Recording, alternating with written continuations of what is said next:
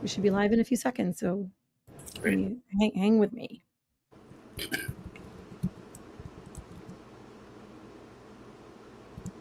Hi, everyone. Welcome to the Highline Sessions. I am your host, Alina Doran, founder and CEO of Highline Leadership. I am so excited to have our guest today. He is Tom Carpenter.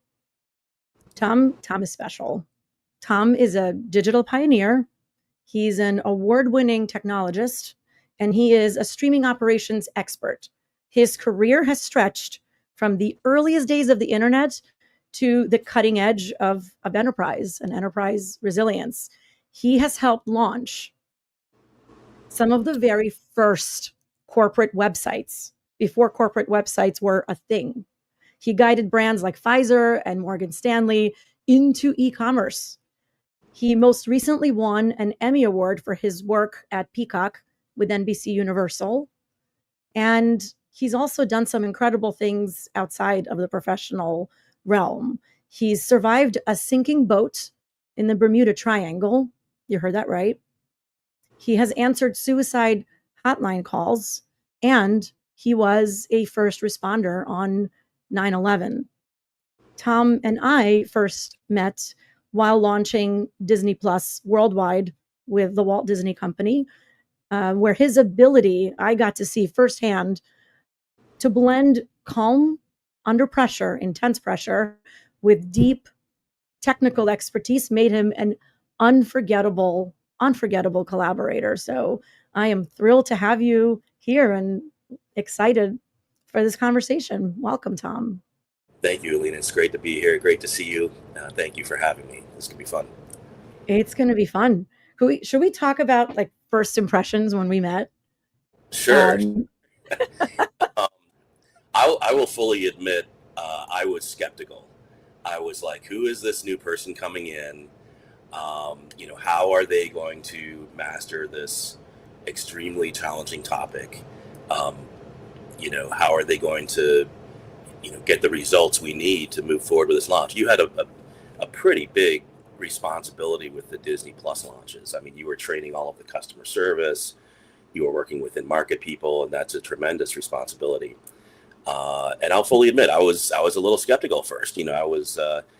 But you very, very quickly proved yourself, won me over. Not that I needed to be won over, but just showed your abilities in a very clear way, and immediately I was impressed, and became a huge fan of your efforts. I I appreciate it. So what one Tom and I started working together. So I met Tom in our first meetings. I'm like, oh, badass. Like this person knows his stuff.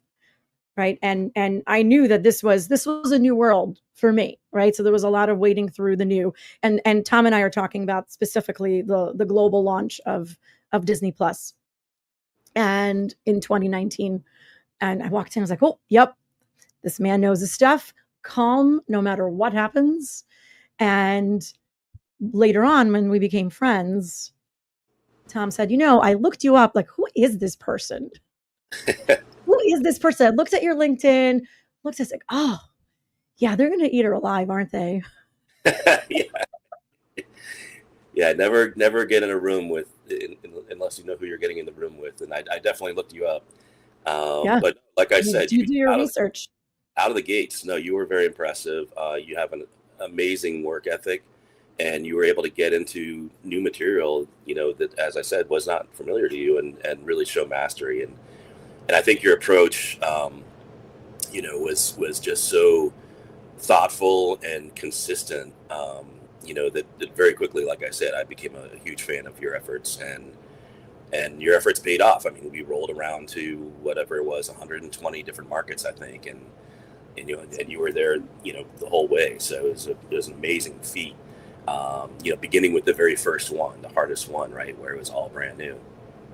It was all brand new, and we were in it, right? We were in it, and I watched you through the storms and through the uncertainty. And so you've been in the room for all of it. Like, you've seen digital transformations, you've seen revolution in the digital world, and you've seen real world calamities, real world disaster.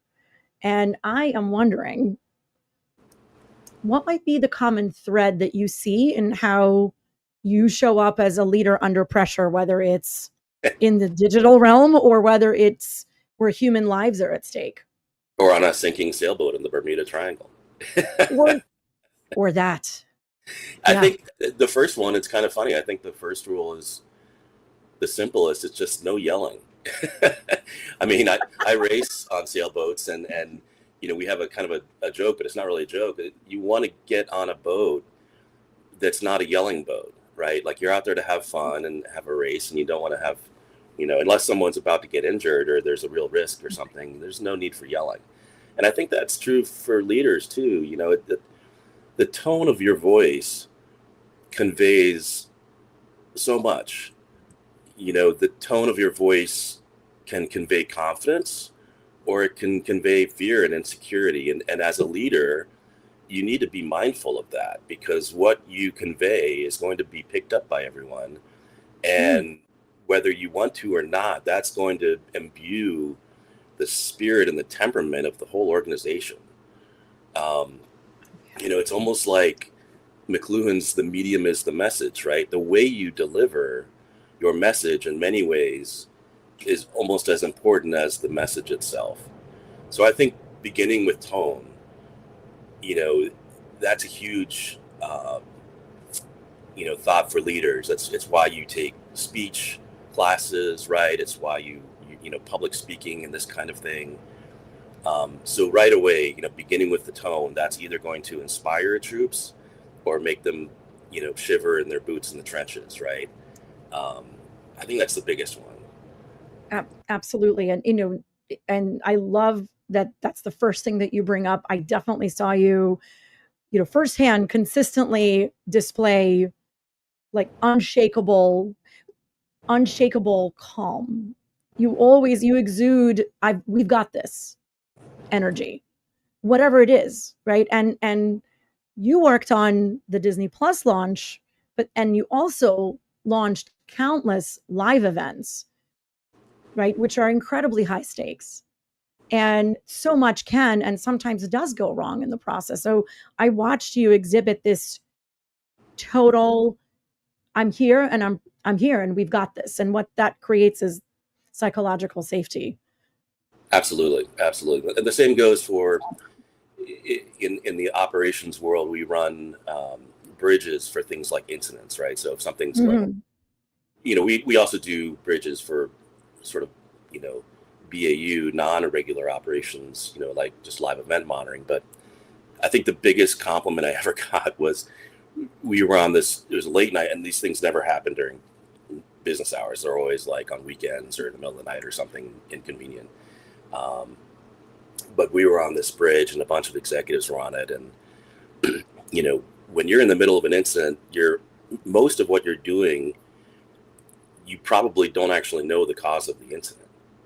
So you're operating in an environment of sort of the most extreme uncertainty. But there is still a process. It's like on a boat, there's a process for everything. Even a sinking boat has a process, right?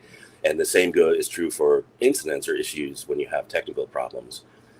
There's a process, but much of that process, it's very likely, like I said, you won't even know the cause. So how do you keep people calm in that situation, right? That's very challenging. And the best compliment I got was from one of the executives. He said, it was like we were hearing the voice of God. You can come on and calmly tell people that you don't know what's happening, but it's being addressed. And again, to the tone concept, if you do it in such a way that people can trust you, right? Bringing it back to trust.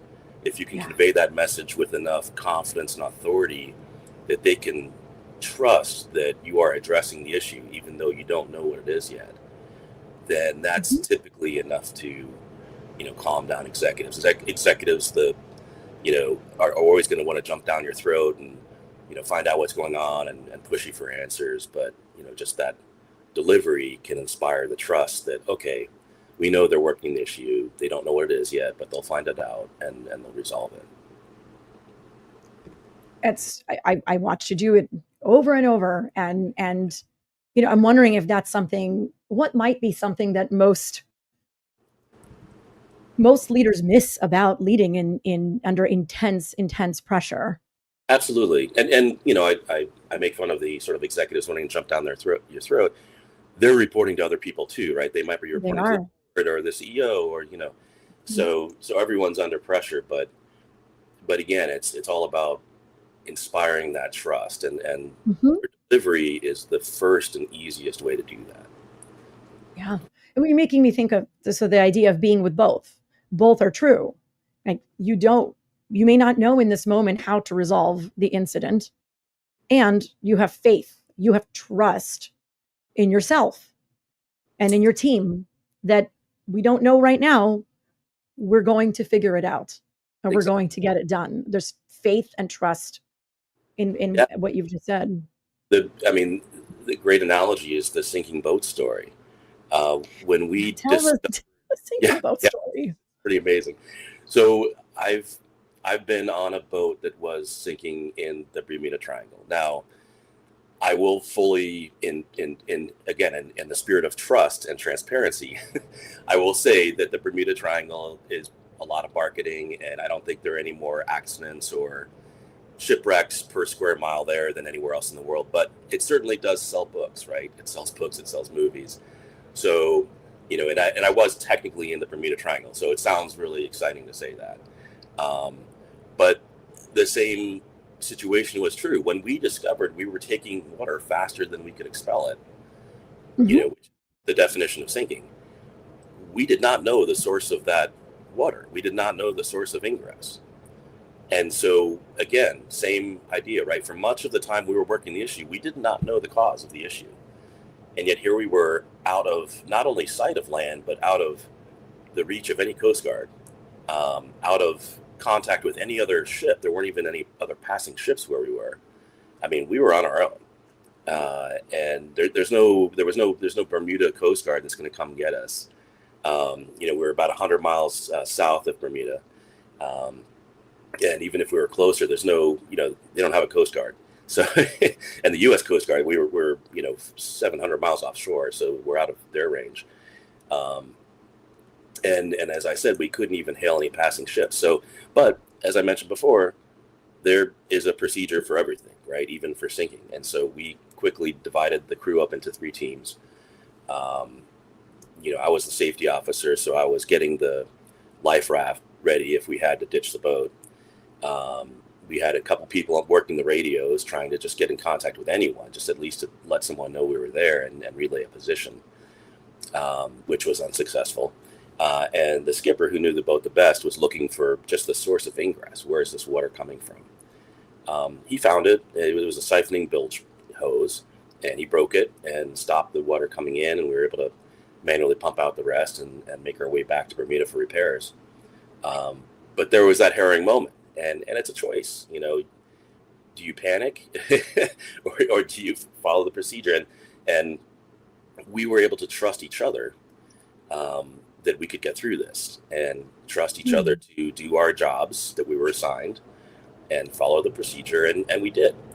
Um, and again, this, when I relayed instructions, or we communicated, the tone was important, right? You don't want anyone to hear panic in your voice. Um, Right. and so, yeah, and it's amazing. Sailing is just such an interesting sport to me. And there's so many business leaders, especially in the media world, that have been sailors. Um, I think there are just a ton of analogies. I like team sailing. I'm not one of these amazing solo sailors. Um, I enjoy doing it as a team sport. And, there are so many analogies to, even if you're not racing, to the business world. Everyone's got their job. There's a hierarchy, there's rank. Um, there's a leader of the boat, right? And everyone chiming in and doing their part makes for a successful boat or a successful race. So it's a fun pastime. Yeah. It's a fun pastime, and I'm going to ask you to lean a little bit closer to the microphone. Okay. Can hear you well, but these stories are incredible. Um, Yeah, there's a tremendous, there's a parallel, right? There's a huge parallel between, I love that, right? Everybody knows their role, what to do, and the leader's calm and the leader's leading from the front. And there's a protocol, right? There's a protocol. And I'm wondering, so something like a brand new launch, doing something that's not been done before, where there's protocol, but that protocol hasn't entirely been tested in live environment. So there's always an element of novelty. Um, I'm wondering, looking back at the Disney Plus launch, what did that experience affirm or challenge in your approach to leading? I think that's a great question. And you tap right into it. When you're launching new technology, sure, there's a protocol, but you're doing something that technically has never been done before. So how do you do that? Right? What's the protocol for that? But there is one. There are a lot of practices you can bring to bear. And the way we launched Disney Plus was actually amazing even in itself, I think. A lot of companies will roll out beta versions, public betas, or do employee trials or public trials of things. We were fully in. We went straight to market, no trials, with the production released apps all at once. And part of the reason we were able to do that was because under the leadership of our CTO, we had a tremendous amount of, again, trust, but also discipline between the product team and the engineering team and the QA or quality assurance team that was doing the testing.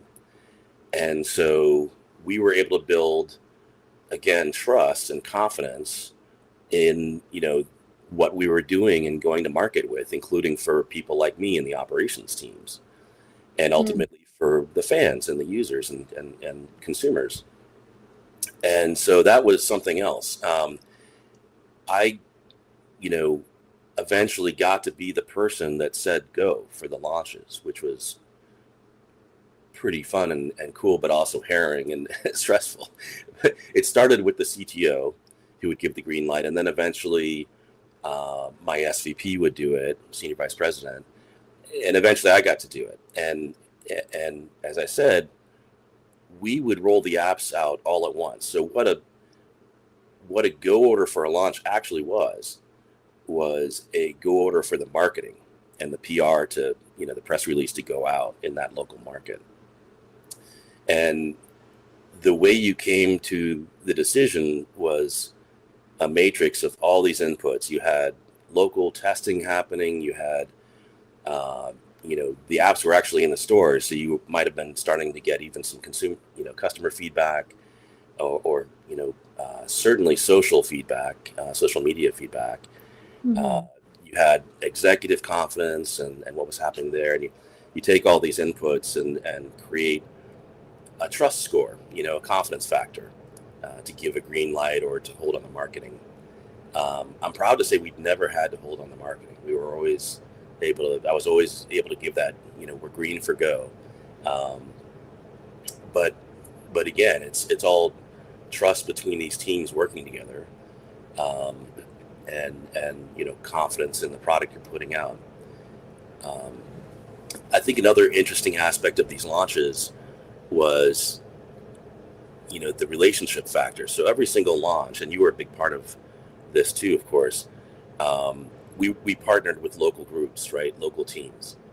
And depending on the market, there was a range of, very sophisticated local teams that might have had actual software engineering of their own, to maybe it was just more marketing oriented, for a certain market.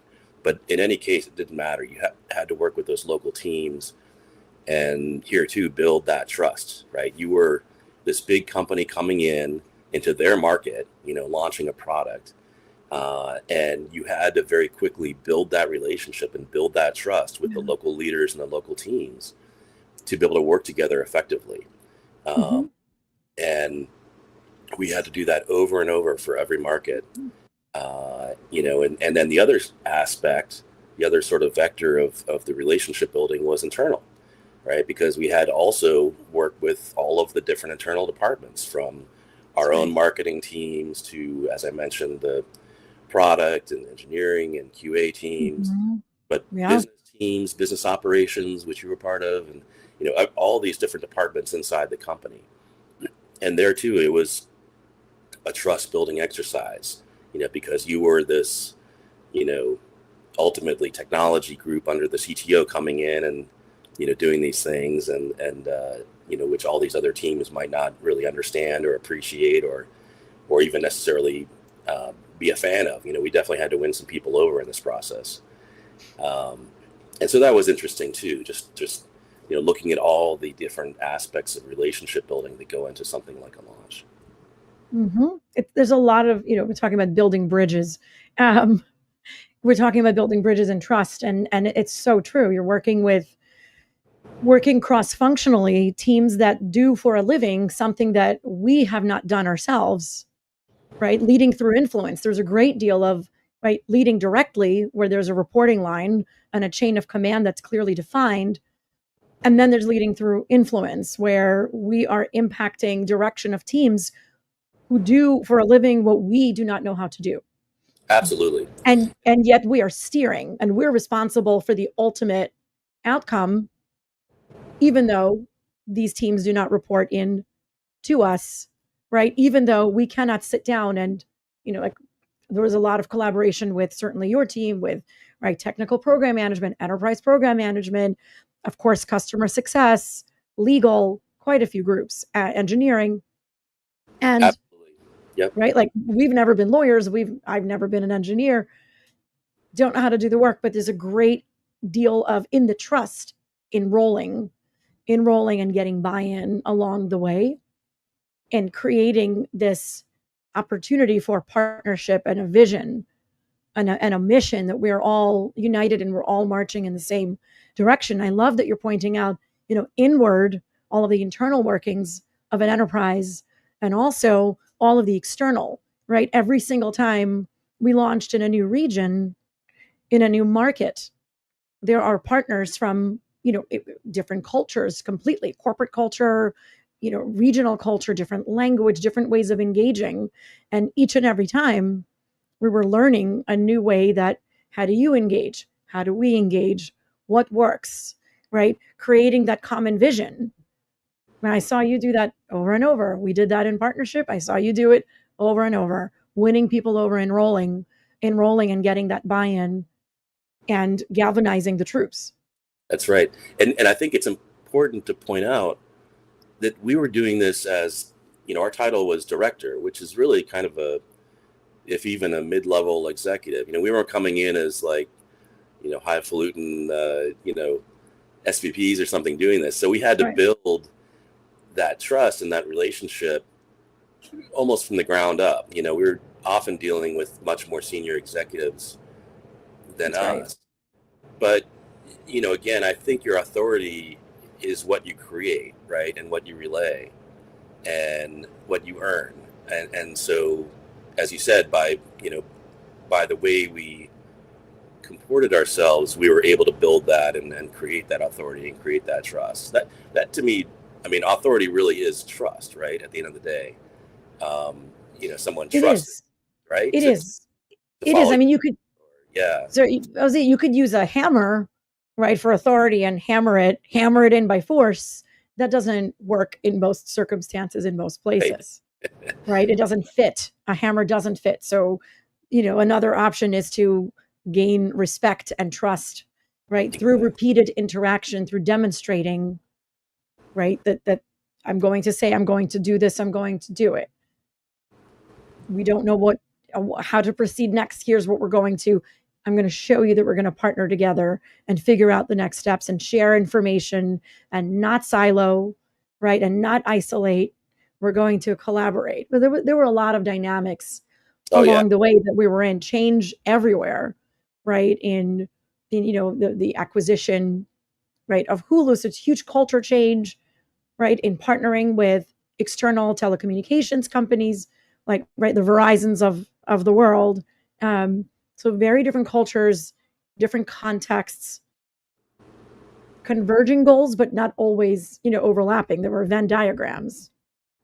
That's right. I love what you called out about culture, and because we were literally dealing with different cultures as we went market to market, and so that was always interesting to see too, and a fun, interesting aspect of it. Yeah. I want to bring it for a moment to some of the incredible experiences and talking about, earning trust. The kinds of activities that you decided intentionally to invest your time in outside of work are pretty extraordinary.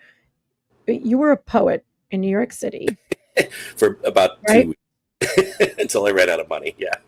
Until you ran out of money. I love it. You were a poet in New York. You were a first Just- responder, right? You Yeah. were a 9/11 first responder. You worked with the Dalai Lama. Well, I've helped. Talk about the Dalai Lama. Yeah, This is that was really unbelievable. I was an early digital photographer and had a tremendous opportunity to work for Steve McCurry, who famously photographed Sharbat Gula, the Afghan girl that may be the most famous photographic portrait out there. Like the stunning, like the stunning girl on the cover of National Geographic. That's very iconic. Yeah. And her story, I think, is a sad one, but photographically, that's an amazing piece of work. And I got to meet him at a time where he was just starting to look at digital workflows and how to run a digital studio. And so I had an amazing opportunity to help him do that. And as almost like a reward for successfully, getting him into that very challenging transformation, he brought me along with him on some of his assignments and some of his commercial work. And one of them was photographing the Dalai Lama when he was here in New York City in Central Park. And so that was quite something. It's, I think if you look at my LinkedIn or the long version of my resume, I've been fortunate to be at the juncture of a lot of these sort of firsts. And, some of the earliest websites, when companies are starting to build commercial websites, some of the very first media asset management to come out, some of the first e-commerce, and then eventually this, some of the first for streaming. And here too, I like the idea of how do you do what hasn't been done, right? It's almost like, how do you do the impossible? I mean, it's technically not possible yet. So in a way, it's kind of impossible, right? How do you do the impossible? And just like a sinking boat or hunting down an incident where you don't know the cause, there's a process.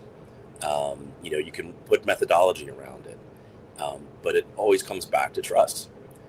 You have to, your teams working with you have to trust you. The executive endorsing you has to trust you. Your customer has to trust that you can pull this off. And your approach and your tone will end up informing, their likelihood to trust you. And so I love your theme here that so many of these things always seem to come back to, that idea of trust. It does. It always comes back. And I wonder, I mean, some of the chapters in your book are highly unconventional, like the ones that we're talking about. And I'm wondering how they helped shape how you lead. How did they influence how you lead? Well, the reason I work in digital media and not in say medical technology is if we fail our job, no one is dying on the operating table, right? I mean, your people might be really upset that you you messed up the live event or something, but no one's dying from that. So that so that's a nice reference point. And you mentioned I did actually work on a suicide hotline in college when I was getting my degree in psychology, And that's a great way to put things in perspective, you know, being there for someone. And here again, it comes back to trust. For someone to share with you on a line, they have to trust you.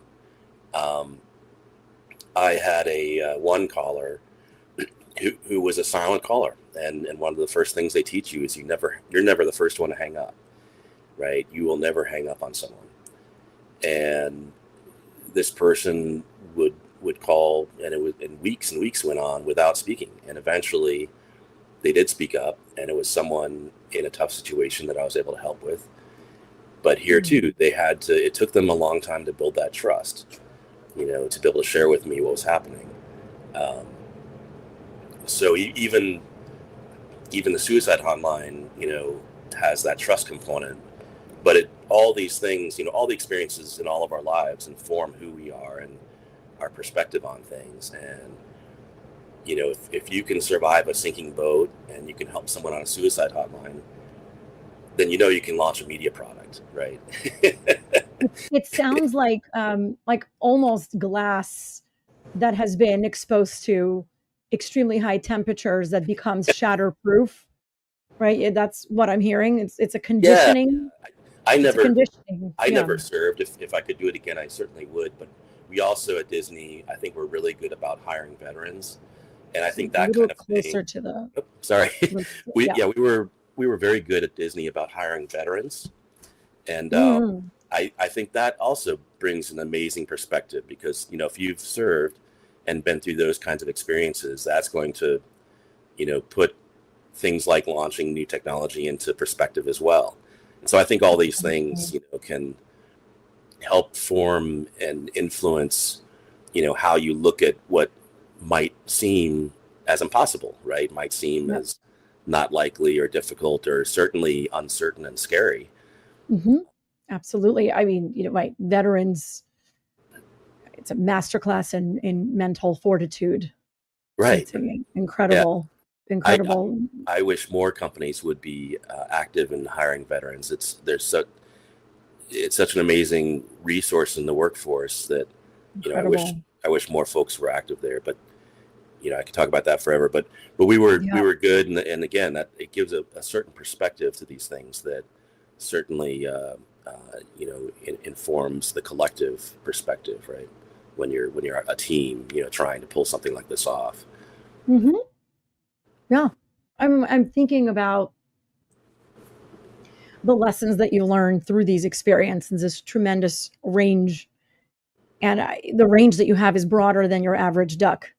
And I am I am wondering, what lessons do you sense that leaders aren't learning about mass transformation? Well, this could be a whole talk in itself, right? There's so many. It's such a broad topic, but that's a great Mm. question. I think one of the first ones, again, is trust. It's when you're in an organization going through change, Mhm.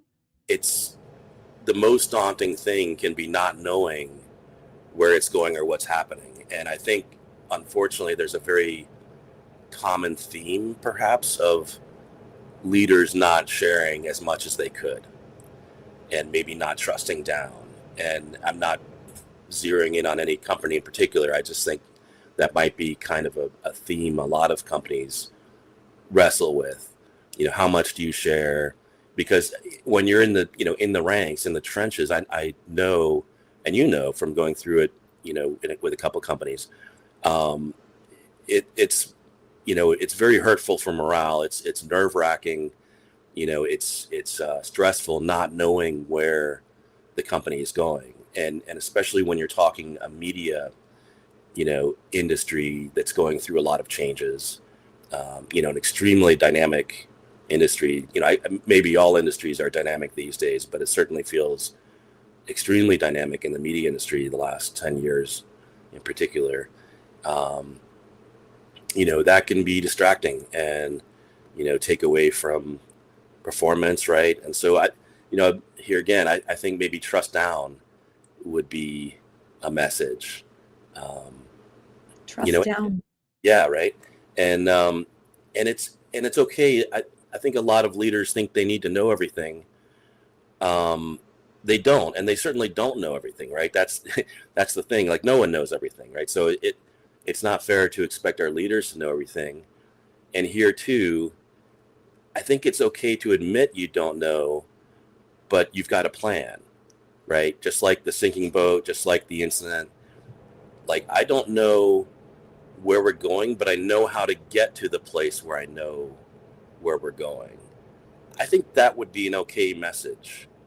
I think investors, smart investors, and employees would be okay with that. It delivered the right way, again, with the right tone. Absolutely. Well, this demonstration of methodology of that grit and execution, right? It's faith Yeah, and execution. It's I trust that we will, and then here's what it looks like on the ground, right? It's yeah, right, like execution without the faith is kind of like running into glass walls and over and over and over, and you're getting bruised and you don't know why, and it's not working, and we can't figure it out. So everyone's panicking and exhausted, right? right. And then just faith is it's great talk and it's great theory, but then you haven't landed the plane. You haven't Yeah, gotten the job done. I, And I think so there's a balance, right? Go ahead. absolutely, yeah. And we all know that no one has all the answers. So the employees of a company know that their leaders don't know all the answers. And so I think it's okay to say that. Here's a I right. I, Here's a it place where is. key technology leaders or the leaders of technology companies might have a leg up because they're used to dealing with unknowns with new technology. So maybe it's easier for some of them, like some of the startup technology companies.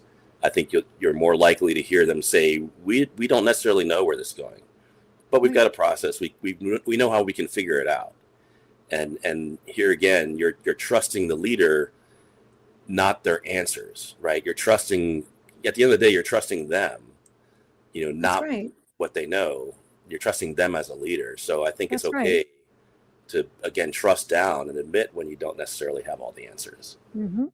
Sometimes you don't have all the answers. Sometimes as a leader, it's orders from the top that there's certain information that isn't being disseminated and shared. And the thing is, often the employee body senses it, knows Oh, that there's something there that's missing, that's not being shared. And it's something that, there's a great deal of ambiguity to solve through, right? It's they feel it, they sense it, you can't share it. There's a degree of honesty and truth and vulnerability that's still possible in that space. oh yeah. The employees know. They always know. And They they see always you. know I something. always say Yeah, this. I always say they see you dancing, so don't yeah, dance. exactly. They're calling you on your BS, Right. I know you often get brought in when something's it's either not been done, or sometimes when it's already been done or started and it's gone sideways. And it's failed. Yeah, So, yeah. right, that's failed, and then you're brought in. And I'm wondering what the first thing that you look for when you're meeting a new team, and if something's terrible's just gone wrong, and you can smell it, you see it. I'm wondering what's the first thing that you look for in a leadership team under that kind of pressure. That's a good question. Here too, I think there are some pretty common processes, right? Like things, there are a surprising small number of reasons why things fail. And there are a couple themes, right? It typically comes back to the same kinds of reasons. Um, One of the first big projects I worked on, I was a tech lead for an e-commerce effort. I say effort because it didn't work. um, but I got a firsthand ringside seat to seeing why it didn't work. And, the triad of, resource and budget and timing, right? If one of those goes off, that's, one of the most common reasons for a project to fail. And that certainly was the case here. And so I think that would be my first effort to understand, okay, which part of the triad, broke, or is there some other cause entirely? Was it technology that wasn't suitably tested? That's a very common theme, right? Um, as I mentioned with the Disney Plus experience, we had a great relationship and trust between product writing the requirements, right? Engineering executing on the requirements, and then QA, quality assurance, testing against the requirements. And each of those groups trusted each other, and the result was a very, very strong capability. So I'd be looking for that kind of causal, aspect. Is there something there that, is the relationship between engineering and QA broken for some reason? Is there something wrong there, or product? Are requirements not clear and not understood? These are, again, very common themes, right, for why these big complex things fail. Right. And this isn't just technology. You can map this across engineering projects and all kinds of non-media types of efforts. Right. So yeah, surprisingly small number of reasons usually why something doesn't work. And so the quicker you can get to that, the quicker you can work to address it.